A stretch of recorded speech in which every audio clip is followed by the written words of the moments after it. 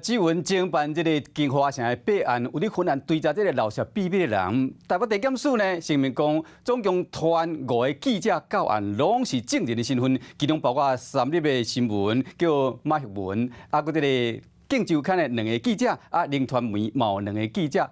毋过初步的这个查证就是讲，记者报道拢是依照消息的来源转述见闻，也是讲关系人公开接受访问，以及法院发布的新闻稿去做分析判断了写出来内容。消息的来源并不是来自检验单位，也是调查局以及法院。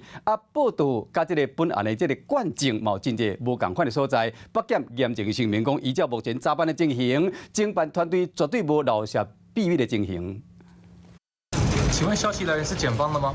三立记者马旭文由律师陪同，去点点行出北检，进前报道高文体轰炸扣的 USB 小部内容，检方调查涉弊案，今日透早扣以证人身份传唤。这条剪掉的线我已经经营至少有7年的时间。那这个人告诉我之后，我过程中我去跟不同的人来进行查核。马旭文在咧节目中介绍，讲检方知影高文体收人钱的关键证据，对报道内容是有信心，不过嘛，互人质疑伊涉盗秘密。哪里来的1000万？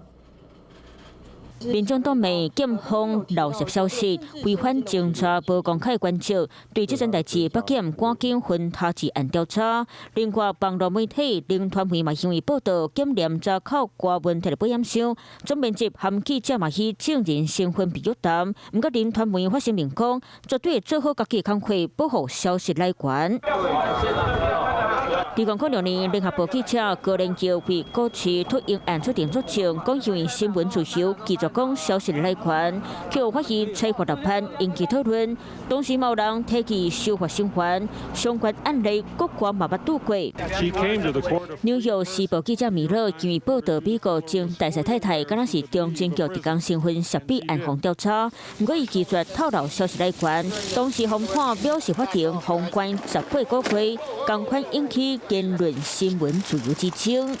Hello， 我是张新文。想要抢先掌握最及时的新闻资讯吗？赶快订阅、按赞、开启小铃铛，锁定华视新闻 YouTube 频道。